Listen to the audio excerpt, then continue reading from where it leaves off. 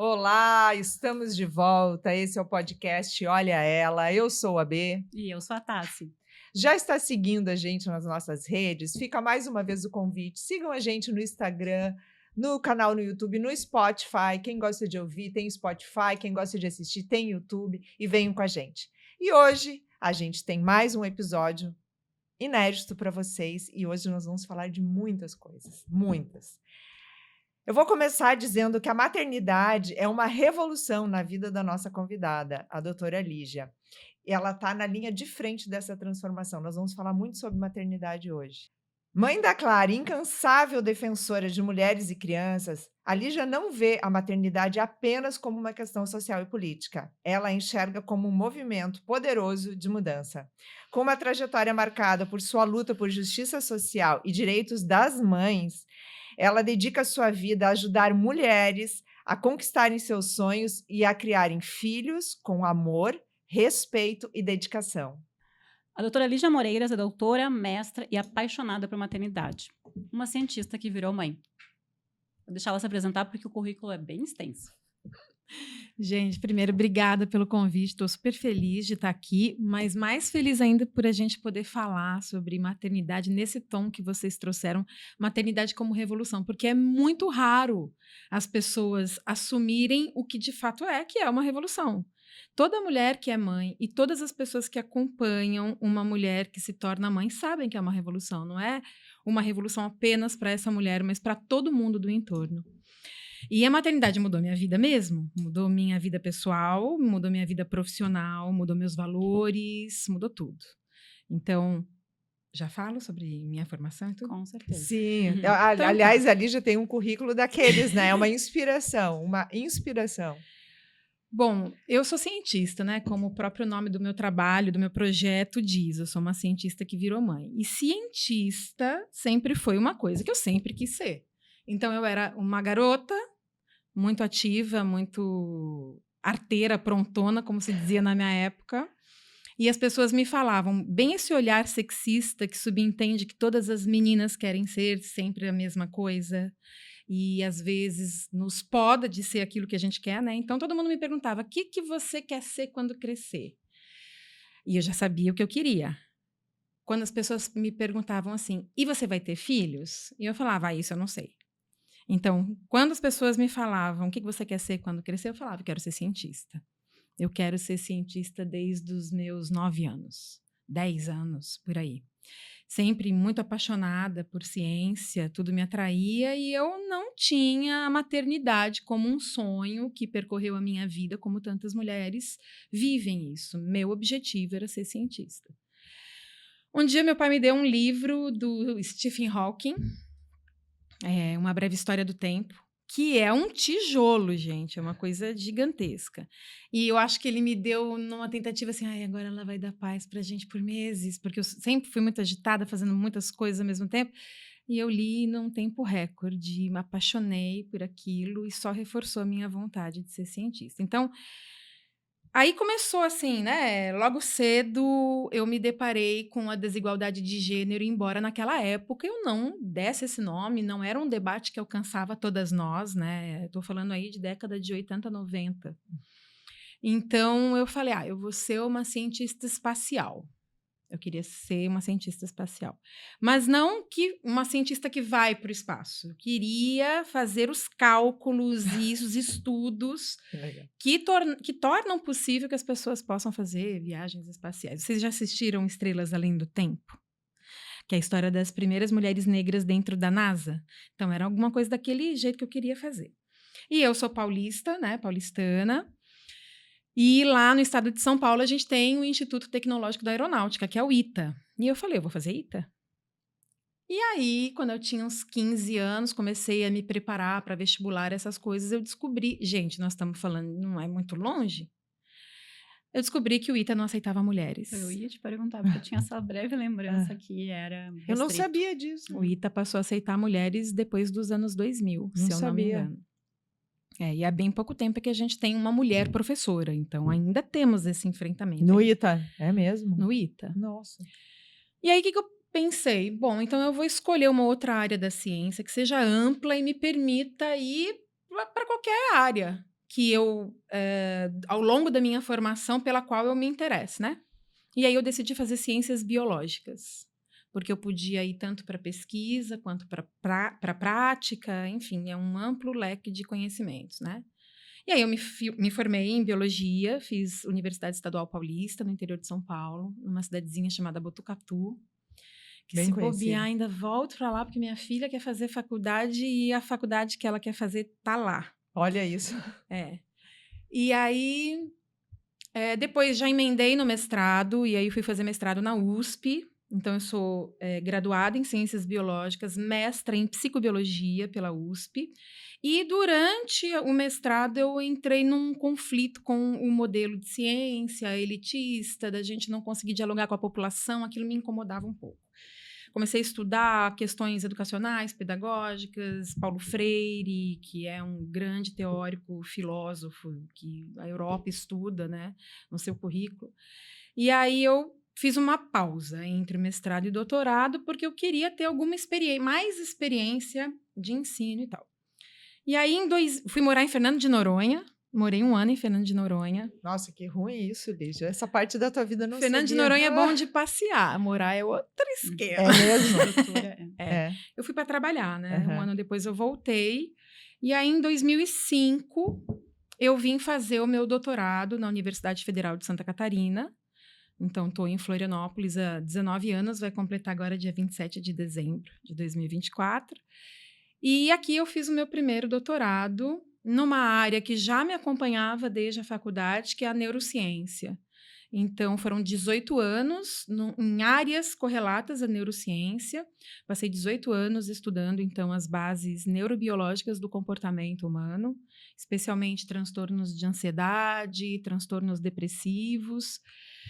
E isso me deu um conhecimento muito forte, assim, sobre pessoas, emoções, seus comportamentos, que é uma coisa que eu amo até hoje, embora não trabalhe mais na área, né?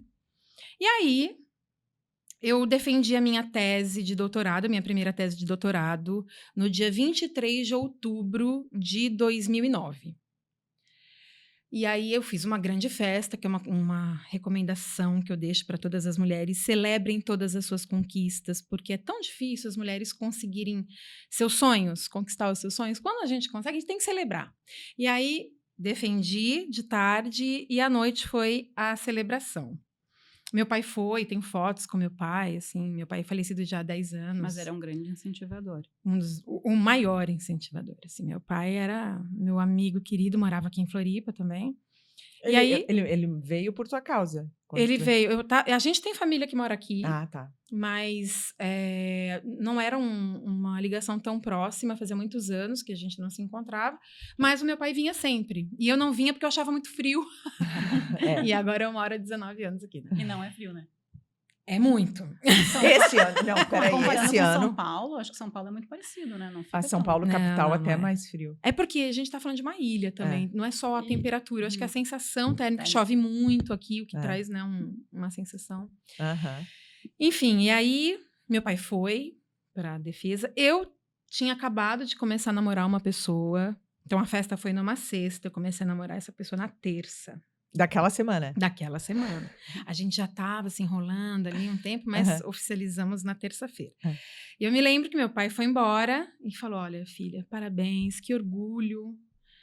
Siga seus sonhos, é isso aí, você vai crescer muito. Papai tem muito orgulho de você. Ó, juízo nessa festa, porque a comemoração vai ser longa e vai ser forte. Não, pai, pode deixar. Eu não tive juízo e eu fiquei grávida naquele dia. Sério, Lígia, Eu que defendi minha incrível. tese e ganhei outro diploma. 2 presentes. 2 diplomas, eu digo assim. Só que eu só soube um mês depois, né? Eu tava passando mal, um mal-estar, uma tontura, corrigindo prova. Eu dava aula na universidade aqui. E aí eu me levantei rápido e tive uma tontura. E era 23 de novembro, foi exatamente um mês depois. Eu falei, ai, gente, eu vou ter uma crise de labirintite bem no verão. E fiquei me queixando disso, não acredito que eu vou ter uma crise de labirintite. E aí o pai dela me olhou assim e falou, eu acho que você tá grávida. E eu dei uma resposta que eu não sei de onde eu tirei, que foi assim, imagina, não fico grávida. Mas, gente, de onde que eu tirei isso? Eu acho que é porque eu nunca tinha pensado em maternidade. Era uma coisa totalmente fora de cogitação para mim. E aí eu, na segunda ou na terça, eu já fui no médico para fazer um check-up, para saber por que eu estava tonta daquele jeito. E o médico, um cara muito querido, falou, ó, vamos fazer os exames que você quer, mas vamos fazer um beta-HCG também para saber se, né? Eu falei, não precisa, gente, imagina. Convicta. Tem nada a ver, eu tô com labirintite. Daí ele falou, olha, vamos fazer, porque eu já vi labirintite, muita labirintite nascer daqui a 9 meses. Que boa resposta dele. Fui ainda, assim, contrariada. Os resultados começaram a sair de tarde, online. E lógico, gente, que deu tudo normal. E, inclusive, o positivo de gravidez. Ele foi um maior susto da minha vida. Eu estava me preparando para os concursos como docente. Eu não estava me preparando para criar um ser humano. E foi muito avassalador para mim. Mas foi ali que as coisas começaram a mudar. Foi ali, naquela hora. Porque eu estava muito apavorada. O pai dela não estava. Eu morava sozinha, ele morava no apartamento dele, eu no meu. E aí, gente, é na época do Messenger, do MSN. Sim, Não sei se vocês claro. lembram. Que se a pessoa demorasse para responder, a gente sacudia tudo, né? Isso! Dá aquela tremida na tela. E aí eu Muito chamei bom. ele, falei, preciso que você venha aqui. Ele falou, mas eu acabei de sair daí. Não, mas eu preciso que você venha. A hora que eu abri a porta para recebê-lo, eu estava assim, inchada de tanto chorar, de desespero. Quando ele me viu, ele fez, o que foi? Eu não precisei falar. Ele falou, você tá grávida. Aí eu tô. Aí ele fez, meu Deus, a gente vai ser pai, meu amor. Aí eu chorava mais, falava, gente, esse homem é doido. Um mês junto, 2, um mês. É, um mês. Mas vocês já se conheciam, né? A gente já tava naquela, assim, né? Mais certinho, assim, um mês. E aí eu ainda estava muito insegura, não sabia o que fazer. E isso é um marco na minha vida. Eu fiz uma pergunta para ele. Eu falei assim, na verdade, acho que são duas, mas a mais importante eu guardei na mente, que foi: você tem total condição de educar essa criança comigo, sem qualquer violência? Porque eu passei por muita violência na minha vida como filha, e eu não quero passar isso para ela, e eu sei que a chance da gente passar quando a gente foi vítima é muito grande. Aí ele me respondeu assim, é tudo que eu quero. Então vamos nessa. A outra pergunta foi, você tem certeza que você vai estar do meu lado sempre? Daí ele falou, eu garanto. E aí é um grande aprendizado da maternidade, que a maternidade é total inconstância e impermanência, e a gente não tem condição de afirmar nada. E controle nenhum sobre nada. Nenhum. E aí, por conta dessas respostas, eu falei, então vamos nessa. E fui, eu levei em consideração para minha decisão que eu já era doutora, eu tinha ferramentas de trabalho. Mas ali, gente, naquele dia, no dia 24 de novembro, no dia seguinte, eu já era outra pessoa. E não porque a maternidade nos muda obrigatoriamente, não. Mas porque os meus interesses começaram a mudar. Eu decidi estudar a maternidade. Quando eu falo estudar a maternidade, não é estudar a maternidade, mas todas as questões que acontecem com a gente porque a gente está grávida. Então, tudo aquilo que eu sabia sobre ser mãe, eu identifiquei que tinha vindo da mídia, da novela, do jornal. E naquele momento, eu estou falando de 15 anos atrás, era tudo muito estereotipante. A mãe era muito estereotipada. Era a mãezinha, desmemoriada, a mãezinha. Como é aquela palavra que você me falou? Gestança. A gestança, a gestola, que eu fiquei chocada quando você me falou. Então, era muito esse estereótipo da maternidade. O que é esse termo? Eu nunca escutei. Eu sofri bullying no meu último emprego. Por estar grávida? O meu apelido era gestança e gestonta. Nossa, mãe. Quando eu cheguei aqui hoje, eu pedi demissão na licença maternidade. Nossa. A gente estava batendo papo e ela me contou isso. E é isso, foi por isso. 2024, quer dizer, estava grávida, que ano tá? 2014? 15? 14? Que ano o Pietro nasceu? 15, né? Nasceu 16. Tá, então assim, menos de, sei lá, 10 anos talvez. Que é isso? Não, há 13 anos atrás. Ele vai fazer 12. Ele vai fazer 12 já? Meu Deus. Mas enfim, Aqui, nossa, outro chocada. dia, gente. Outro dia, chocada. sabe? Sim, Então, a Clara tem 14, faz 15, é mais ou menos a mesma época, né? Nossa. Então, esse tipo de coisa que normalmente as mulheres levam como as pessoas são assim, eu decidi que eu não ia aceitar. Foi ali que tudo começou a mudar. Como dorme uma criança? É berço? Será? Eu pensava. Como é que se alimenta uma criança? É mamadeira? Será? E como eu sou cientista, e eu já era cientista, quando aparece algum será na minha vida, é para a ciência que eu recorro? Pesquisar. Eu vou pesquisar, vou ver o que tem publicado, o que a ciência diz, e comecei a perceber que aquilo que se considera sobre maternidade, vida das mulheres quando são mães e as crianças, aquilo que se diz, não era respaldado cientificamente. Eu falei, então, peraí que eu quero começar a falar sobre isso. E aí eu comecei a falar sobre isso. Foi aí que nasceu o cientista que virou mãe? Não, Não. cientista que virou mãe nem chamava cientista que virou mãe. E eu também não vou falar o nome, porque eu não vou passar vergonha. Por quê? Porque era um nome horroroso. O nome anterior? Era um bloguinho, gente, que eu criei ah. apenas para lidar com a intensidade emocional da maternidade. Então, não era para ninguém ler. Tive também, tá? Eu tive um blog também. Foi o boom dos Escrevia blogs. nas madrugadas. Tumblr. Era o boom. Escrevia nas madrugadas de amamentação. Era isso. E eu publicava nas madrugadas porque eu sabia que vocês estavam acordados, porque eu também estava. Então, acabou que eu comecei a dialogar com mulheres mães nos horários que eu sabia que elas estavam acordadas. Mas isso não foi nada planejado, gente. Comecei a escrever ali naquele blog, anonimamente, porque eu morria de medo da internet naquela época. Antes da Clara nascer, isso.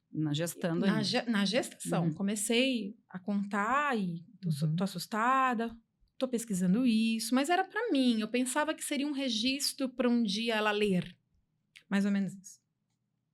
Até que um dia eu abri as ferramentas de estatística que esse blog tinha e vi que tinham cerca de 250 pessoas, em média, acessando por dia. Bom, hoje tem mais de 4, 5 mil por dia. Um site, as pessoas nem acessam muito mais site hoje, né? Por causa das redes sociais. E aí eu falei, peraí, tem 250 pessoas lendo uma coisa de uma pessoa que elas não sabem quem é? Que era anônimo, né? Enquanto isso, eu já estava sendo confrontada com todas as mudanças que a maternidade estava me trazendo. Minha gestação já estava avançando, eu já estava questionando coisas e eu já estava muito incomodada com o lugar que a sociedade, as pessoas me forçavam a ocupar, que esse lugar da mãe fragilzinha, mãezinha, oi mãezinha, sabe? Ah, mas é carinhoso. Não, peraí, carinho a gente pode manifestar de várias formas. Oi, Lígia, o que você precisa? Posso te ajudar? Isso é carinho também. Não me chame de mãezinha. A gente não chama de paizinha, a gente chama de paizão. Né? Então, tem uma questão ali também de infantilização dessa mulher apenas porque ela se torna mãe. E eu nunca entendi isso, porque para mim sempre foi muito óbvio assim, se uma mulher tem condições, e ela tem, de criar um ser humano, educar um ser humano do zero, então ela tem muita habilidade e potência ali. Isso não é um vulnerabilizador. É um vulnerabilizador social, em função das coisas que a gente passa a viver, exclusões, preconceitos, discriminações. Mas isso não é intrínseco, isso é uma construção social. E se é uma construção social, a gente pode mudar. Então foi isso que me movimentou. Não foi assim, pensado dessa maneira, mas foi vivido dessa maneira. Foi acontecendo. Foi, eu fui batendo de frente com as estruturas. Eu estava contando para ela, eu dei uma palestra semana passada, grande, e eu comecei a palestra com uma frase que eu ouvi logo... Foi no Dela Summit. No Summit dela. E eu comecei a palestra com uma frase horrível, cruel, misógina que eu ouvi. Eu estava num dia muito mal, minha filha tinha 2, 3 meses, eu estava voltando ao trabalho, ela não estava comigo, ela estava em casa com o pai dela, e eu estava mal, não tinha dormido aquela noite, porque eu acordava inúmeras vezes na madrugada para amamentar, estava com dor no peito, porque não tinha como amamentar a criança, e aquele lugar não acolhia essa demanda, eu estava frustrada porque eu não ia poder estar presente num evento profissional que era importante para mim, porque era muito cedo ainda, e eu não ia levá-la, uma situação estressante. E calhou de um amigo meu de muitos anos estar visitando a universidade, ele foi ali bater um papo comigo e tal, só que eu estava péssima e eu estava chorando. E aí ele virou para mim e disse uma frase que eu jamais vou esquecer, em todo lugar que eu tiver eu vou lembrar essa frase para que se um dia ele ouvir, ele já deve ter ouvido várias vezes, isso doa nele. Ele falou assim para mim, azar o seu se você decidiu ser mãe. Agora engole o choro e faz o que dá e aceita que o que vier é lucro. Você vai ter que se adaptar ao fato de que você não vai mais poder ser a cientista que você queria ser. Desse jeito, para uma pessoa em sofrimento. Gente, quem é cruel dessa maneira com qualquer pessoa? Quanto mais com uma pessoa que está na sua frente, vulnerável. Eu estava sentada num banco de laboratório, não sei se vocês já viram um banco de laboratório. Ele é que nem banco de boteco, redondinho, com aqueles pés palitos. Eu levantei. Jogou o banco Dei nele, uma de não? Datena, não dei. Eu levantei. Fui embora. Nunca mais eu falei com essa pessoa. Foi uma amizade perdida, junto com outras que eu deixei pelo caminho porque não me representavam, não me contemplavam mais. E é uma recomendação que eu dou para todas as mulheres. Saiam dos relacionamentos, quaisquer que sejam eles, se você não estiver sendo contemplada, apoiada, reconhecida, amada. E respeitada. E respeitada. E respeitada. É como a Nina Simone dizia, né? Aprenda a se retirar da mesa quando o amor não estiver mais sendo servido. Levante e saia. Eu não tenho o menor problema de fazer isso. Eu me levanto e saio. Mas aquilo mudou minha vida. Mudou minha vida. Naquela mesma semana aconteceram outras questões e teve um dia que eu cheguei em casa, a minha filha ficava com o pai em casa, nossa vida era um caos. Nós dois levamos nossos trabalhos para casa para poder cuidar dela. E aí ele estava com ela, a gente alternava, eu chegava, ele já estava desesperado, fica aqui, pega ela que está no horário. Ele era jornalista, tinha horário para fechar jornal e tal. E naquele dia eu chorei muito, muito, muito. Ele fez o que tinha que fazer, daqui a pouco ele falou assim, o que aconteceu? Eu falei, eu vou abandonar o que eu tô fazendo. Daí ele falou, como assim? Eu falei, eu vou abandonar. O que tu fazia na época? Eu estava fazendo pós-doutorado, que era fruto de 18 anos de ciência, uma continuidade de formação, né? E eu vou abandonar. Daí ele falou, mas vai abandonar o pós-doutorado? Eu falei, não, eu vou abandonar essa área de pesquisa. Porque eu estou escrevendo esse blog anônimo e todos os dias eu recebo dezenas de mensagens de mulheres agradecendo por eu estar falando sobre isso, que elas estão se sentindo menos sós, que elas nunca tinham pensado por esse lado que eu estou mostrando e que está sendo tão importante para elas me lerem todos os dias. Então isso está fazendo a diferença na vida das pessoas. Eu não quero mais estar onde eu estou, eu quero fazer a diferença na vida de alguém. Você acha que é loucura?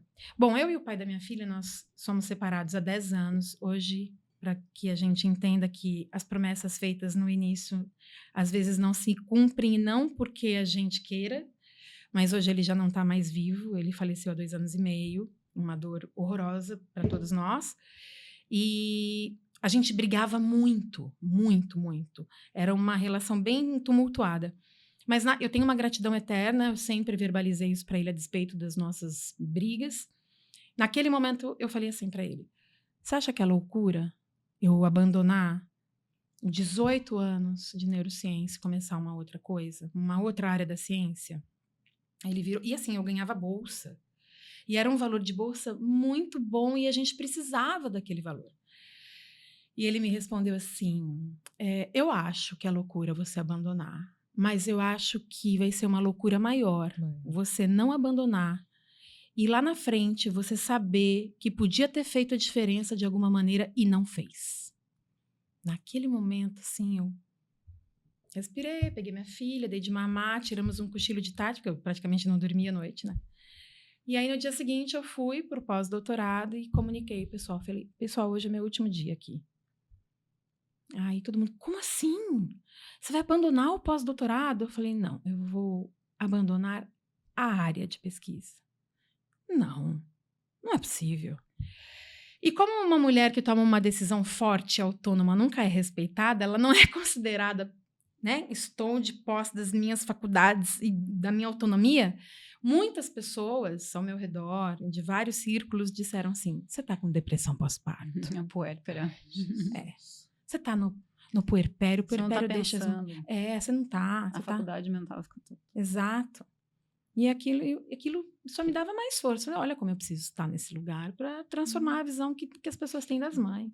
Não, uma sucessão, tô chocada, assim, eu conheço muito a Lígia, mas esses detalhes eu conheci, eu tô chocada, é uma sucessão de coisas que foram te fortalecendo para entender que tu estava essa era a escolha que tu tinha que fazer, senão, Eu acho. né, que hoje tu é inspiração para tantas, mulheres e mães, né, mas, nossa, eu estou aqui, eu estou digerindo junto com vocês tudo isso, porque é muito forte isso, Lígia, é muito forte, é tudo muito forte, assim, essas colocações e tal, mas ao mesmo tempo a tua força de conseguir, que eu acredito que muitas mulheres que vão estar vendo a gente, né, vão olhar e dizer, eu queria ter essa força, que muitas vezes não tem, de dar esse limite, Eu não de sei se é levantar. força, porque eu não identificava como força. Eu ia Eu fazendo acho que essas talvez coisas. coragem, não é nem força, eu acho que é a Foi coragem, né? É coragem. Eu coragem. ia fazendo isso, muitas vezes estando mal.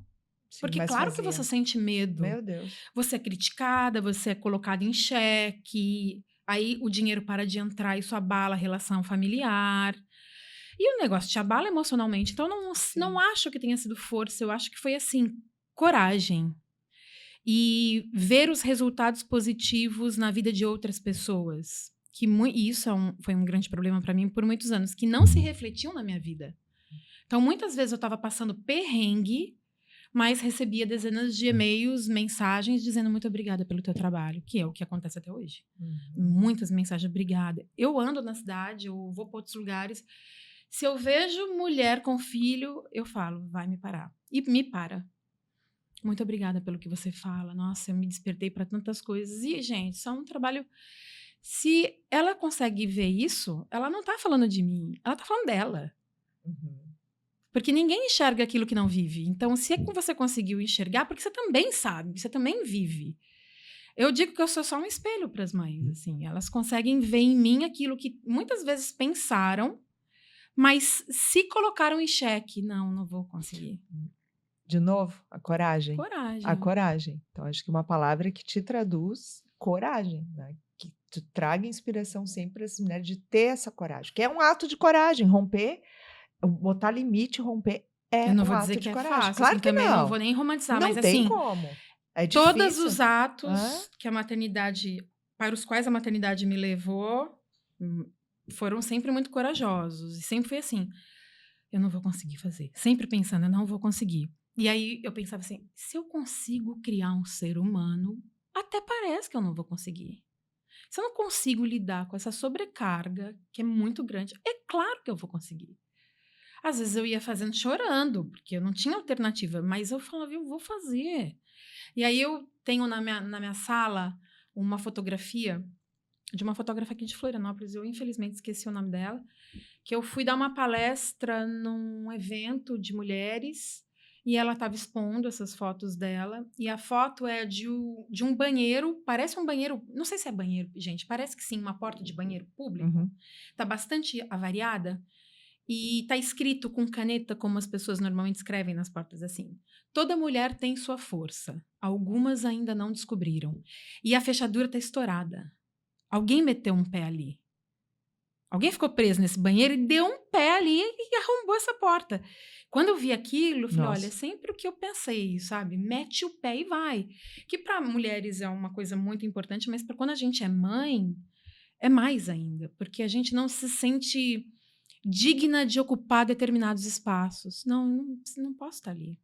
Eu tenho uma filha, eu tenho uma criança típica, tô sem dinheiro, coisas assim. Não, mete o pé e vai. Uai, tem que ir. Vou dar números para vocês, tá? Sou cientista, né? Importante. A gente tem 212 milhões de habitantes no Brasil hoje, tá? É muita gente, 212 milhões. Desses 212 milhões, 109 milhões são mulheres. As mulheres são a maioria da população brasileira. Desses 109 milhões, 75 milhões são mães. Nossa. Só para a gente fazer um paralelo. População total de Portugal, 10 milhões. Na África do Sul, são 60 milhões de pessoas. Nós temos 75 milhões de mães no Brasil. A gente tem 4 vezes... Não, 4, gente. 7 vezes e meia a população de Portugal só de mães. É muita gente para você dizer assim, não, fica quieta e o que vier é lucro. E quantas dessas são empreendedoras? Ai, você sabe que eu não tenho esse dado. Eu queria esse dado. A gente vai pesquisar. Se a gente for considerar que o mercado de trabalho, A partir do momento que você se torna mãe, exclui mulheres, e exclui tanto de maneira declarada, infelizmente a gente não vai te contratar para essa vaga que você tem um currículo formidável, porque você tem filhos e você não vai poder se dedicar integralmente para a empresa. Quando eu ouço isso, eu tecla SAP, aperta, e você não vai poder ser explorada por nós, como normalmente a gente gostaria de fazer. Entende? Então, às vezes a gente é excluída dessa maneira, às vezes de maneiras mais sutis e disfarçadas, com um horário de entrada que não dialoga com o horário de entrada e saída de uma escola, de uma creche, ou com um turno que não contempla os horários do seu bebê, enfim. São empresas sem qualquer tipo de responsabilidade social. Felizmente, isso hoje a gente está conseguindo falar, problematizar, mas que nos tira do mercado de trabalho. E o que sobra para a gente olhar e falar, bom, eu preciso trabalhar e gerar renda, agora ainda mais, porque tem uma criança que depende de mim. Então, eu vou empreender. Então, eu digo que o empreendedorismo materno, especialmente, que não é nada romantizado como as pessoas às vezes querem fazer, ele vem de 3 fontes, eu acho. Primeiro, a gente sabe fazer.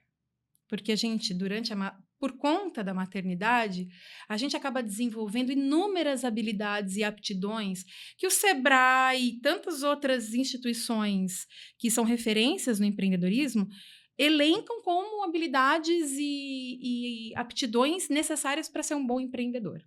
Capacidade de gestão, de enfrentar desafios, de lidar com múltiplas questões, de enfrentar problemas, de comunicação. Isso a maternidade nos ajuda a desenvolver.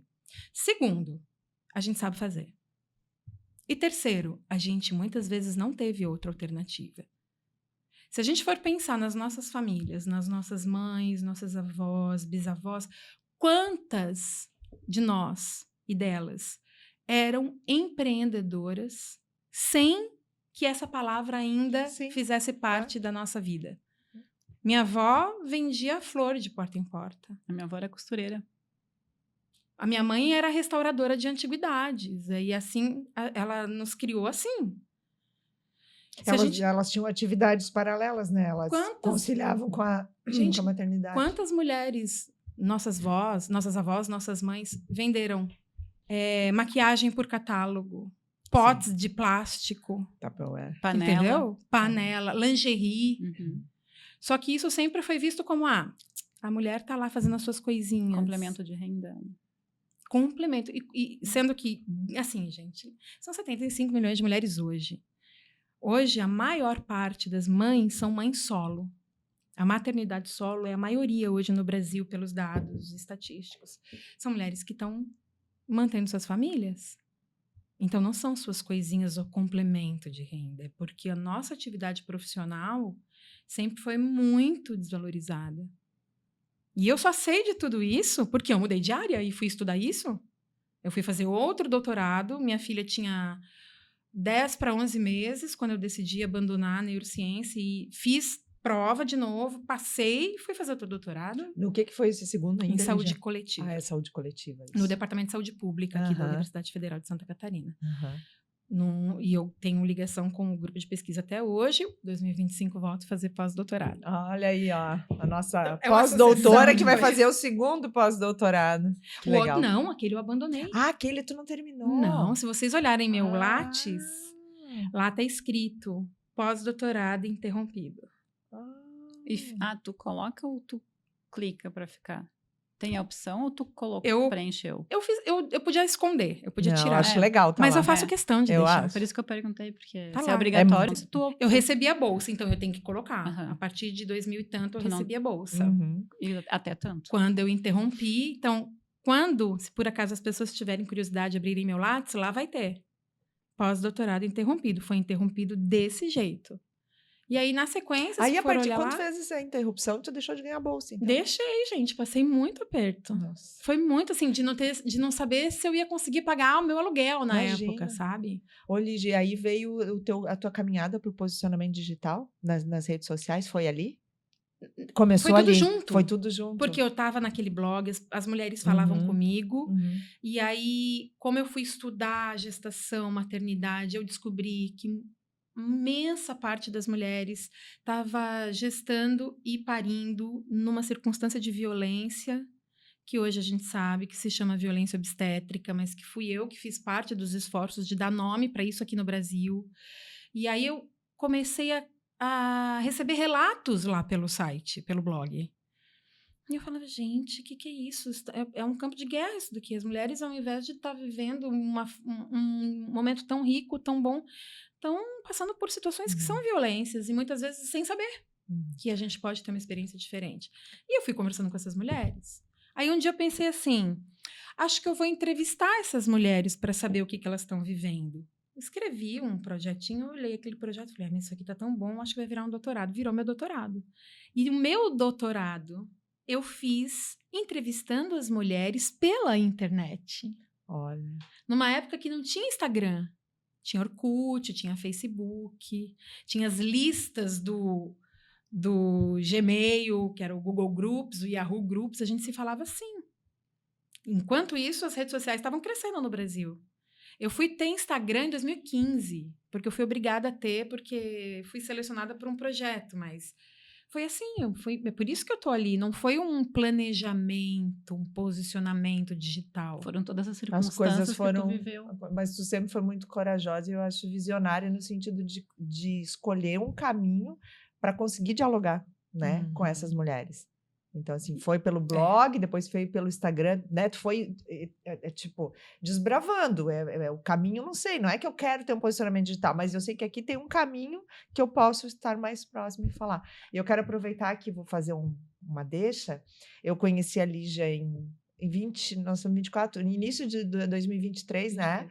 E com um projeto de pós-graduação em prevenção à violência obstétrica. Foi assim que e parentalidade, a gente se conheceu e eu, né, a gente teve muita empatia, né? Eu sempre falo para ela que eu sou uma grande fã e admiradora da carreira dela e tenho muito orgulho disso que a gente construiu, que foi oferecer o primeiro curso de pós-graduação de prevenção à violência obstétrica, que está agora terminando a primeira turma do Brasil, onde a gente tem alunas, o curso é remoto, onde a gente tem alunas de todo o Brasil, inclusive de fora do país, e foi um marco, assim, a gente abraçou essa causa, assim, eu sinto, né, eu abracei junto, porque eu falei, não, nós vamos fazer esse curso acontecer, a gente vai, é um tema muito novo, ainda tem preconceito, né, porque mexe com estruturas, mas eu quero deixar isso registrado aqui, porque isso aqui fica, né, o quanto foi... quanto eu me sinto honrado de estar junto nesse processo, e agora a gente está indo para a segunda turma, né, Lígia? Então, assim, são ações, né? Não é só porque é um curso, mas, assim, é um marco de dizer, olha, estou fazendo alguma coisa para mudar essa realidade. Então, o momento que a Lígia vai lá e desenha um projeto como esse, é uma forma, então, agora a gente já tem muito mais pessoas estudando isso e falando disso. Então, eu queria abrir deixar isso registrado, porque isso me enche de orgulho, assim, agora a gente tem também um projeto de parentalidade, vai ter oportunidade para falar, enfim, mas que são as bandeiras, né, que tu traz e que eu acho que são tão importantes. Eu acho que uma mulher te escutando, tenho certeza que quando elas forem ouvir, elas dão uma potência, você traz essa potência, assim, então eu acho que, enfim, queria deixar isso registrado aqui para ti, né, que aqui seja publicamente, digamos assim. Eu vou voltar na pergunta anterior da Betina, do cientista que virou mãe. Tu trouxe toda uma trajetória online tua. Como tu te transformou uma cientista que virou mãe? Como começou? O nome ou o projeto? O projeto. Começou assim. Esse site ganhou outro nome. Eu e o pai da minha filha, um dia, tomando uma cervejinha em casa, eu preciso mudar o nome desse blog. E ele falou, vamos mudar. E ele era ilustrador também, chargista. E aí eu falei, você desenha para mim uma logomarca? Desenho, como é que você quer? Quero assim, assim, assim, pautei e tal. Daí eu ia, e nome? Como é que a gente, que nome, não sei o que e tal. A história do nome é incrível, gente. Eu sou de São Paulo, capital, mas eu fui criada em São Bernardo do Campo, no auge dos movimentos sociais. E meu pai era funcionário da Ford. E meu pai pegou aquele passaralho da década de 90, que dezenas de milhares de pessoas foram mandadas embora. E meu pai ficou muito depressivo quando ele foi mandado embora. E o padrão de vida da nossa família, assim, que tinha ficado um pouquinho melhor, porque eu venho de uma família que era pobre, voltou. né? Porque é isso, assim, a classe trabalhadora precisa lutar sempre por seus direitos, senão a gente volta a não ter direito, a não ter condição de vida e tudo mais. Foi o que nós vivemos. Mas meu pai ficou muito deprimido. Naquela época, um outro homem que era engenheiro da Ford também tinha sido demitido. E ele também tinha que sustentar a família. Ele montou uma mesinha, uma barraquinha no contraturno da madrugada para vender café e suco e uns lanchinhos para os funcionários que mudavam de turno. A última notícia que eu tive desse homem, antes dele falecer e tudo mais, foi que ele tinha uma loja na Avenida Paulista, de lanches e sucos e tudo mais. E se chamava O Engenheiro que Virou Suco. Porque tem um filme do cinema brasileiro que se chama O Homem que Virou Suco, ele pegou e fez O Engenheiro que Virou Suco. E isso, para mim, foi um marco, porque eu falei assim, gente, esse homem pegou uma situação tão adversa, e olha... E aí, naquele momento, eu falei, eu sou um cientista, e eu virei mãe. Eu não sou uma mãe que virou cientista, como tantas existem hoje. Eu sou uma cientista, eu virei mãe. E eu lembrei dele e falei, cientista que virou mãe. Aí o pai da minha filha falou assim, não vai pegar esse nome, é muito grande. É muito grande, mas pegou.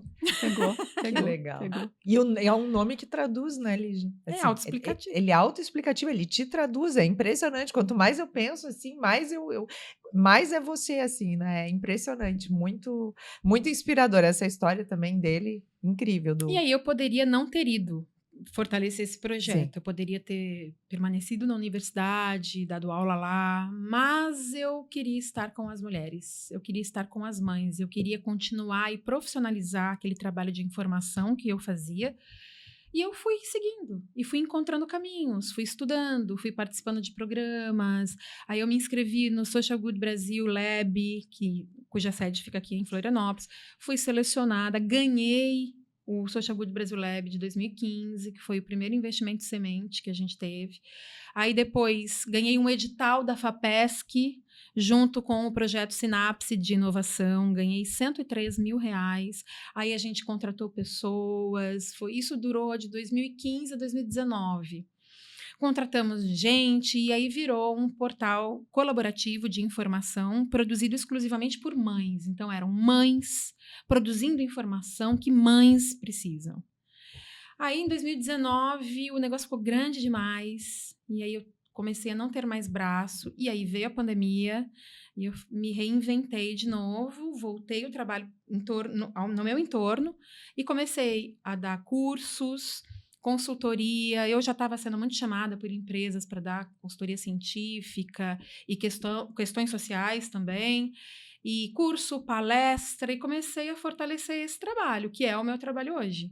Eu dou curso online, agora em dezembro, por exemplo, eu vou dar um sobre crianças, adolescentes e telas, para ajudar as famílias nesse período de férias, né, que as crianças ficam ali enfiadas na tela e a mãe e pai se sentindo culpado, mas tem que trabalhar porque não acompanha as férias. Enfim, vou dar um curso para organizar isso. Dou um curso por mês, dou consultoria científica, sou professora da pós-graduação, sou escritora. Em 2025 vou lançar, acho que o 5º ou 6º, não sei, livro. E é isso. Essa emaranhada de coisas. É um breve currículo. Vocês entenderam por que eu não li o currículo da Lígia? Porque a nossa conversa já tem 40 uma minutos. Confusão. Tudo que tu viveu moldou a bandeira que tu levanta hoje, né? Sim. E a luta é pelo trabalho visível e remunerado para essas mulheres. Tu levou, inclusive, para Brasília. Levei. Conta essa história. Conta essa história. Conta, essa tem que Como contar. é que chegou lá? No dia 8 de março, Dia Internacional das Mulheres, de 2023, eu recebi uma ligação, mas eu não atendo ligação. Meu celular, não sei nem que... Mães não atendem. Eu não atendo. Meu celular, não sei nem que toque tem, porque ele vive no mudo. E eu não atendo, tanto que o meu recadinho no WhatsApp é não atendo ligações, obrigada. Só que eu olhei e falei, gente, tem 8 chamadas desse número, alguma coisa está acontecendo. E aí, a hora que eu estava olhando, tocou, eu atendi, alô. Oi, por favor, a doutora Lígia? Doutora Lígia, pensei. Porque eu tenho 2 doutorados, mas eu não uso doutora. Porque eu acho que afasta das pessoas. E aí, eu falei, sou eu. Do que você tratou? Oi, doutora Lígia, como vai? Meu nome é Maria. E eu falo, e é mesmo o nome dela. E eu falo aqui do Ministério das Relações Institucionais. Secretaria das Relações Institucionais. E a gente gosta muito do seu trabalho. Eu pensando, gente, Ministério, Secretaria, Brasília, porque estava escrito, no próprio identificador estava escrito. Isso aí é uma pegadinha, é um trote, alguma coisa. Pensei, né? É um golpe. Vamos pedir para fazer um Pix.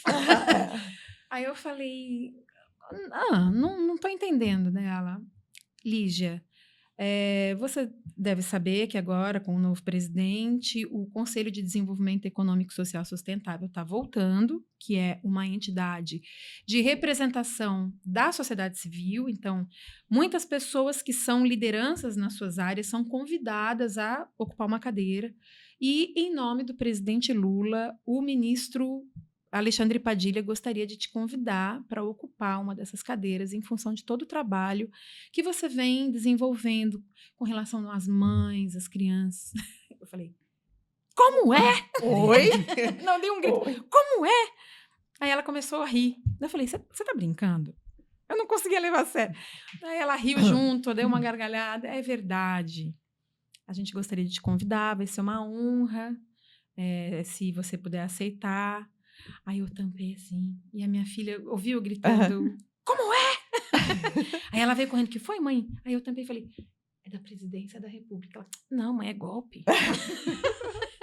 Aí ela falou, aí eu já estava acreditando, porque ela me deu várias evidências de que era aquilo mesmo. Daí eu falei, mas é claro que eu aceito. Óbvio, vai ser a maior honra poder representar as mães e as crianças. Naquele momento caiu porque mães vivem isso. Calma, eu sou mãe. E eu sou mãe solo. E aí eu falei, olha, sim, eu aceito, porém, eu sou mãe solo. Eu lembro Eu não disso. posso deixar minha filha. E o pai dela tinha morrido há poucos meses. Eu falei, não posso deixar minha filha. Daí ela falou assim, não, mas ela vem junto, vai ser muito uma honra a gente receber a conselheirinha Clara. Gente, Eles falaram isso ou não? Gente, eu sou aquela pessoa que estava chorando olho no olho de um cara que disse, agora aceita que você não vai ser a cientista que você queria ser e o que vier é lucro. Naquele momento, eu acho que toda a dor que eu senti naquele dia e os machucados, eu acho que se regeneraram. E eu falei, pode contar com a gente.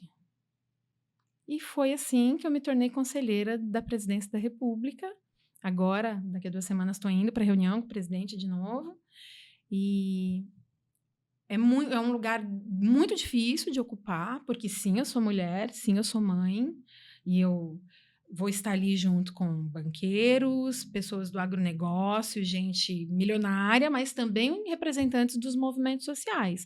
Tem ambientalista, tem representantes de uma alimentação sem veneno, tem gente falando sobre a importância da gente melhorar as comunidades, as favelas, e tem eu falando sobre mães e crianças. Então, é um lugar que eu tenho que ocupar. Por mais que seja difícil, me exige uma logística toda complicada, mas eu tenho que ocupar. E é um recado assim que eu deixo para as mães.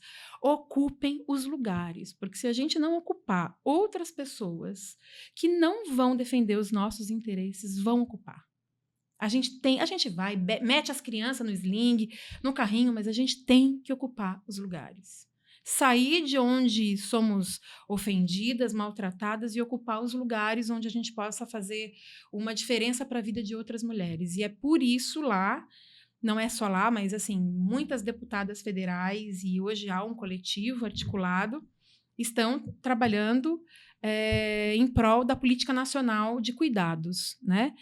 Que, claro, contempla prioritariamente as mães, porque a maior parte das pessoas que cuidam são mães, mas não só mães, todas as pessoas que dedicam tempo das suas vidas para cuidar de outras. Pessoas acamadas, pessoas idosas. São pessoas, gente, que fazem um trabalho que ninguém valoriza, que ninguém enxerga e que, se você não fizer, você tem que contratar um profissional para fazer. Ou seja, tem um valor ali que não está sendo pago. Ah, mas não deve ser um valor muito alto. É 8% do PIB brasileiro. 8% do PIB. São bilhões. São 10 trilhões de dólares todos os anos. No meu bolso não tá. No seu bolso não tá. No seu também não tá. Então, em algum lugar tá. Então, é esse trabalho das mães, que é feito de maneira compulsória, não valorizada e não remunerada, que contribui para que a gente tenha mais dificuldades de ascensão, de renda enquanto outras pessoas são beneficiadas. Então, isso é uma pauta minha, sim, porque todos os dias eu vejo mães adoecerem sem terem condição, muitas vezes, de sair de um relacionamento abusivo, que um dos motivos que faz uma mãe permanecer num relacionamento abusivo é não ter dinheiro para se livrar daquilo e recomeçar. Então, essa é uma pauta minha, assim. E, felizmente, a gente tem falado mais sobre isso. É uma pauta bem difícil, né? Muito, porque mexe com dinheiro, e não é qualquer dinheiro, a gente está falando de 8% do PIB. Entende? A gente precisa ter. E eu falo, gente, maternidade e política andam juntos. Quem que paga essas mães? É o homem? Não é. O Estado precisa prover uma renda para essas mulheres, porque elas estão criando os cidadãos do futuro, os consumidores, os membros do exército, da cultura, da universidade. E se a gente parar de trabalhar, não tem mais educação de criança. No Brasil, 85% das pessoas que cuidam de criança são mulheres. Quase 100%, 95%, 96% são mães. Se a gente parar... Para tudo. Para tudo. Eu acho que deu para a gente sentir isso na pandemia. Quando as escolas fecharam, sim, foram as mães que criaram, que cuidaram das crianças. E que educaram. Sabe? E ensinaram. Enquanto muitos homens que precisaram ficar em isolamento social se fechavam no quarto para trabalhar, as mulheres tentavam encaixar seus notebooks no meio do café da manhã, do almoço, com as crianças gritando em volta, agoniadas, porque elas ficaram sem espaço de brincar, porque não podia descer, em apartamentos cada vez menores. Então, gente, se a gente não olhar para mães e como elas estão vivendo, a gente não vai ter uma melhora de qualidade de vida coletiva. Por isso que eu fui para a saúde coletiva, porque eu acho que é uma questão coletiva, não acho que é individual. E uma questão de saúde, né? É uma questão de saúde. A gente fala em saúde mental. Claro. Saúde mental na maternidade, né? É isso. Quando tu vai a Brasília, o que tu leva? Tu leva projetos, ideias? Só explica um pouco pra gente como funciona a tua presença lá, como conselheira. Na verdade, a presença lá, geralmente, é a finalização de coisas que a gente constrói antes. Bom, ultimamente eu nem estou conseguindo ir em tantas reuniões, porque as reuniões são avisadas, assim, 2 dias antes. Então, todas as últimas reuniões dessa semana, por exemplo, eu não pude participar porque eu estava dando aula. E eu não tenho secretária, não tenho, assim, alguém, não tenho estrutura, eu não sou uma ONG. Eu sou uma mulher, mãe, trabalhadora. Então, isso me dificulta bastante. Mas, assim, a gente faz toda uma discussão dentro do nosso escopo. Nós dividimos... no ano passado ainda, em grupos de trabalho, aquelas 200 e poucas pessoas, são divididas nas suas áreas. Eu fiquei no GT Primeira Infância, que foi um GT que eu ajudei a propor. Eu propus e a Priscila Cruz, do Todos pela Educação, propôs também. Juntamos. E ao longo do ano a gente foi fazendo colaborações e proposições. E o Todos pela Educação promoveu uma série de palestras e rodas ao longo do Brasil, que eu não pude ir, porque a gente não vai com dinheiro público. Eu não sou paga para esse trabalho. Eu estou dedicando a minha experiência para ajudar a coletividade. Eu não recebo para ser um trabalho voluntário, né? É um trabalho voluntário. Eu tenho muita crítica sobre isso, porque dificulta muito a minha participação. Eu não posso estar nos eventos do Conselhão, a não ser esse, que é o encontro com o presidente. E tem muitos encontros do Conselhão. O G20, social, teve um monte de coisa. E eu não posso ir, porque a gente que tem que pagar. Se eu sou de uma ONG, a ONG paga. Então, eu não posso. Isso exclui. Eu tenho críticas a isso. Mas o que me é possível fazer, a gente faz reuniões a ponto de... Agora, pela primeira vez, o Brasil tem a política nacional integrada para a primeira infância. Que o Brasil não tinha. Vamos olhar para as crianças, onde elas estão, como elas estão vivendo. A gente não tem nenhum cadastro unificado das crianças. Então, a gente constrói tudo isso agora. Agora eu entrei para um outro GT que é de informação e comunicação com as famílias. Que legal. Porque é o que eu faço já, né? Sim. Só que até agora eu não consegui participar, porque final de ano, para quem é professor, mãe, solo, é muito complicado. E agora, no dia 12, eu vou para Brasília, aí vai o presidente, vão os ministros, se são comunicados os avanços que os diferentes GTs puderam criar.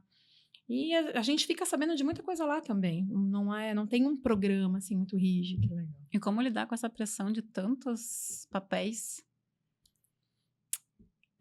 Autocuidado. E o meu autocuidado é assim, eu preciso de um tempo de silêncio. Porque é muita coisa. Minha cabeça fica muito tumultuada. Então, eu tenho o meu tempo. E como isso, eu sempre fui mãe, eu sou mãe solo há 10 anos, né? E isso, minha filha cresceu sabendo que a mamãe tem um momento que eu falo, agora a mamãe vai ficar quietinha, tá? E ela aprendeu a fazer isso também. Então, desde os 3, 4 aninhos, mamãe, agora é meu momento. Ela fala. Agora ela Que não bonito. fala mais porque eu já percebo que ela faz, né? Que ela tá adolescente agora. Então, mãe, agora eu vou pintar, vou tocar um piano, que eu preciso relaxar, preciso me centrar. De ver a gente fazendo, as crianças aprendem, né? Então, E de ver dar certo. E de ver também. certo. Então, assim, os dados mostram que uma mãe trabalhadora, empreendedora, dedicada à sua profissão, aumenta em 23%, 33% a chance das filhas também terem um crescimento profissional acima da média. E aumenta em mais de 20% os filhos de terem atitudes mais participativas dentro da casa, ajudar a cuidar. Então, uma mulher que está trabalhando, que está ali se movimentando, que está se dedicando ao que faz, ela é uma revolução, porque as crianças estão vendo. E as crianças não aprendem ouvindo a gente falar, elas aprendem nos vendo fazer. Um modelo. Nos vendo aceitar, elas aprendem aceitar violências, elas aprendem que devem aceitar. Nos vendo rejeitar abusos, elas aprendem que não podemos aceitar. A gente sabe quantas frases que de uma hora para outra a gente vê a criança repetindo. Para o bom e para o não tão bom assim também, né? Então, maternidade é uma revolução e essa não é uma frase de efeito, a gente vê no dia a dia. Quando uma mulher começa a se movimentar, ela não vem sozinha, sempre traz outras com ela. E essa foi a nossa história enquanto mulheres, a gente sempre caminhou juntas. Sempre caminhou juntas. A pandemia nos abalou demais, porque foi muito importante que a gente se separasse, ficasse cada um no seu canto. E isso impactou muito as mulheres, porque a gente cria as crianças junto. A gente cria estratégias, né? E olha, gente, quem não tem essas estratégias, criem. Sabe, faça conexão com outras mulheres. E uma sabedoria, assim, que eu fui aprendendo nesses anos é mulheres que compartilham dos teus ideais, dos teus valores, para que você não se sinta julgada, atacada, e para que juntas vocês possam crescer. Eu nunca estive sozinha como cientista que virou mãe, sempre trabalhei com mulheres. Sempre. Eu ia fazer 3 perguntas, agora eu vou fazer só 2. Uma era uma mensagem, adorei essa, para as empreendedoras, amei, assim, acho que é quase um mantra. A segunda pergunta que eu vou te fazer, eu vou fazer todas e depois você responde. Eu gostaria que tu deixasse, né, como leitora, como cientista, tu inspira pela ciência, né, e a gente está querendo disso, uma dica, ou 1 ou 2 livros bacanas para que ela vai ler e vai mexer com ela, assim, que pode ser um start, às vezes, de uma virada de chave de coragem, que para mim, a Lígia é a tradução de coragem. E outro questionamento que eu quero fazer para ti, hoje se discute muito, não, a ciência não, estudar, não vou fazer faculdade, não vou fazer, não, para que estudar? Não precisa mais, tem internet, eu ganho dinheiro na internet. Não preciso. Então, assim, eu sou uma defensora, tu és uma defensora, somos aqui, nós estamos falando, a Tassi tem mestrado, eu tenho doutorado, tu tem 2 doutorados, vai fazer pós-doutorado, nós somos aqui, representamos uma classe e também de mulheres, né? Especialmente de mulheres. Então, eu queria que tu falasse isso também, se tu olha a tua trajetória, né, inspirando aí quem está tomando decisão agora, que está fazendo uma graduação, que está saindo, se valeu a pena, e como tu enxerga essa questão do estudo, né? Porque é uma bandeira que eu defendo muito e carrego, assim, né? Sim, eu falo assim, se você já está onde está, sem tanta formação, imagina se você se aperfeiçoar. Então, eu queria a tua opinião sobre isso e, assim, uma inspiração para essas mulheres e essas meninas, talvez, que estão nessa caminhada, não quero. Então, seriam essas minhas perguntas. Os livros. Um livro que eu acho que toda mulher, menina, adolescente, jovem... Adolescente talvez não, porque ainda não vai captar algumas nuances, mas jovens e adultas precisam ler. É O Lado Invisível da Economia. Que parece que é um livro chato pelo tema, mas é um livro fantástico, de uma jornalista, eu acho que ela é sueca, Katrine Marsal, e no inglês o livro nem se chama assim, se chama Quem Cozinhou o Jantar de Adam Smith, que é o pai da economia moderna. Para ele criar essa teoria da economia que está vigente até hoje, alguém cuidou dele. E era a mãe dele, porque ele viveu a vida inteira com a mãe. E quem cuidava da economia dele era a prima. E hoje a gente vive num modelo econômico que não contempla mulheres porque ele inventou isso. Então, leiam esse livro, ele é divertido, ele é muito legal, estimulando as mulheres a vão aprender sim sobre gestão financeira, vão aprender a cuidar do seu dinheiro, porque se você não faz isso, você fica muito vulnerável. Então, esse livro, que outro livro que eu recomendo? Ai, gente, Eu queria que tu indicasse um teu. Um meu, o novo, que não vai sair ainda. É que eu falo sobre agressividade e não violência. Tu já pode falar sobre o nome? Enfim. Não temos ainda, porque ainda não batemos o martelo no título. Vai sair pela Companhia das Letras Fase final, em então. 2025. Tá, na fase final. Tem que entregar agora esse ano ainda, inclusive. Mas falando sobre como a gente transforma os nossos impulsos agressivos em não violência.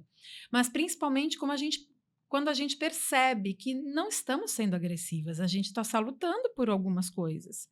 Porque um cara que se posiciona, ele é visto como assertivo. Uma mulher que se posiciona é vista como grossa, violenta, agressiva. Louca. Louca, e tem, é. louca, e tem algumas questões importantes aí, né? Não tá num dia muito bom hoje, né? Essa da TPM. Eu li um livro agora que eu adorei, Os Perigos, mas não é sobre empreendedorismo, nada, mas é muito bom, que é Os Perigos de Estar Lúcida, que fala sobre como as pessoas criativas tantas vezes foram chamadas de loucas ou desequilibradas pelas ideias que têm ou pelas decisões que tomam. Por exemplo, quando eu decidi abandonar 18 anos de neurociência para fazer outra carreira científica, todo mundo me chama de louca.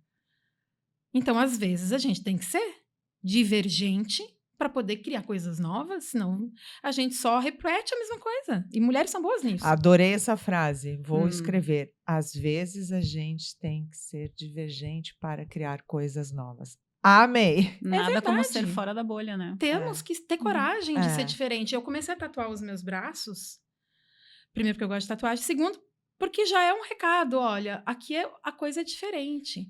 Eu já passei situação de ir para evento e falar, ai, nossa, eu achei que você era diferente. Me olhar sempre assim. Sério isso? Eu só falei que eu achava que tu era morena. Olha lá, mas eu tô loira há 15 dias. Há pouco tempo. Ainda não tô adaptada.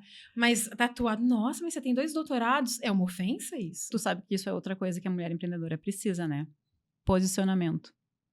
E eu vou de braço de fora para encontro com o presidente. Se você não me quiser aqui porque eu tenho tatuagem, azar o seu. É você que não vai usufruir dos meus 2 doutorados, desculpa. E a outra coisa, uma sugestão, uma dica, uma inspiração para as mulheres. Não tenham vergonha de assumir quem vocês são. Os cursos que vocês fizeram. Porque os homens usam como títulos coisas que nem existem. Eu vejo homem dizendo que é CEO de coisa que nem empreendeu ainda. Só de uma ideia. E a gente que tem empresas pequenas, micro, grandes, não assume. Sim, assume. CEO do seu próprio negócio, né? Tem gente que fala assim, mas eu acho arrogante quando você fala que você tem 2 doutorados. Pois é, se fosse o homem, você ia achar que eu era uma líder. Mas eu sou mulher com 2 doutorados, eu não posso falar. Sabe quanto me custou? 5 anos do meu 2º doutorado, minha filha tinha 11 meses. Quando eu defendi, ela subiu no palco comigo. Com 6 anos, deu a mão para mim, eu defendi de mão dada com ela. Foram 5 anos da vida dela. E da minha, mas da vida dela também. Sobre fazer faculdade, ou curso, ou tudo. Gente, sim, a gente tem que estudar. A gente já enfrenta muitas dificuldades e desafios por sermos mulheres. A gente está num momento histórico, político, social muito inconstante. E a gente tem que ter um lastro no qual se agarrar nesse momento de crise. Tem que estudar.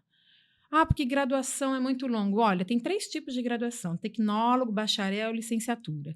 Tem 2 tipos de pós-graduação: estricto sensu e lato sensu. Não precisa fazer 2 anos de mestrado, 4 anos de doutorado. Dá para você fazer 1 ano de pós. Mas já estudei. Estuda mais. Sempre te abre portas. O mundo está muito dinâmico. Competências estão sendo deixadas de lado. Estamos abraçando novas. A inteligência artificial está aí. A gente tem que se adaptar. Minha filha tem 14 anos. Ela fala sobre fazer faculdade todos os dias. Todos os dias. Não porque eu peça ou o pai dela tenha pedido nada disso. É porque ela reconhece como é importante para uma menina, filha de uma mãe da classe trabalhadora, que não é herdeira, que precisa ter uma renda. Ela identifica como é importante. Então, ela está lá se programando. Ano que vem, ela está no 9º ano, ela já sabe para onde ela quer ir no ensino médio, tudo visando a formação dela. Qual o curso que ela quer fazer que só tem lá?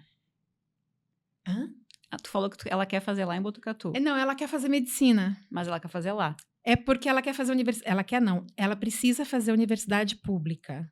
E ela vai tentar várias universidades públicas. Entendi. Inclusive a Unesp, que é a Universidade Estadual Paulista, que só tem em Botucatu, Entendi. que foi onde eu me formei. E aí eu acho que tem um elemento Sim, afetivo uma e ela ligação. fala, eu vou Aham. prestar lá sim. Então, é uma menina... E eu falo, olha, você não se sinta pressionada pelo fato de que a mamãe ama estudar.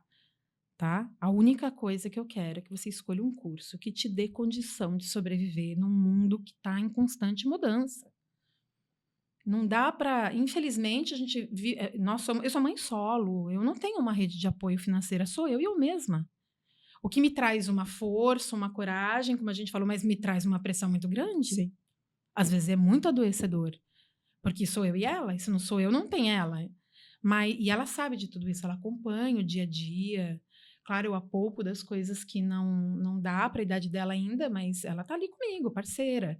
Tanto que na palestra que eu dei semana passada, de problema com o vídeo, ela resolveu. Essa geração, né? Ela é muito São envolvida. ótimos. Nossa, que conversa maravilhosa. Eu teria várias outras perguntas, mas a gente tem um tempo limite, né? Acho que a Lígia tem que voltar para falar do livro. A gente, né? Vamos, gente, vamos. Deixa sair o 2025, livro, a gente volta para mais um papo. Tem toda a questão de parentalidade para falar, tem muitos outros assuntos para falar. Quero te agradecer demais, demais. Imagina. Foi incrível, tu é inspiração, tu é uma potência, a tradução da coragem, como eu já falei. Tirou um tempo, a Lígia tem uma agenda, a gente negociou e ela foi super solícita. Não, eu dou um jeito. Hoje ela deu aula, se você entender, a gente está aqui gravando. É um sábado à tarde que a gente está gravando, ela deu aula a manhã toda na pós, e é assim, então assim, muitas vezes quem olha e vê ali, tem muito equívoco entre o que se vê e o que realmente é, né? Então, para entenderem que é. Então, foi muito especial, quero te agradecer demais, e hoje eu tenho a Lígia como uma amiga, eu me orgulho muito disso, e que tu continue assim, levando por onde tu passa essa coragem de romper e das mulheres se posicionarem e botar limite, às vezes levantar da cadeira e dizer, tô saindo. Isso eu acho muito inspirador, né, Tassi? Trabalho brilhante, parabéns. E muita força e resiliência, né? Porque mulher empreendedora precisa. Tu é uma empreendedora. Eu gosto de substituir resiliência por antifragilidade. Porque resiliência, do ponto de vista da física, é aquele material que sofre uma pressão e volta. E eu não acho que a gente precise ficar sofrendo pressão toda hora, não, porque a gente quebra, a gente adoece. O antifrágil é aquele que sofre uma pressão, muda, e aquela pressão ele não sofre mais, ele vai sofrer outra. Então eu tenho estudado bastante isso, assim, mesmo porque resiliência às vezes machuca muito as mulheres. Tem que ser resiliente, tem que ficar aqui me ferrando. Não, a gente apanha, muda, e aquele a gente não apanha mais. A gente vai apanhar de outra coisa da vida, mas aquilo a gente resolve. Encerrando com um grande aprendizado. Mais Nossa, mais um. Muito legal. Eu que agradeço muito Obrigada, pelo convite. obrigada, Lígia. Foi muito especial. O nosso brinde final? Vamos. Ai, Deixa eu fazer um brinde. Essa caneca maravilhosa. Obrigada, gente. Tchau, Tchau. gente.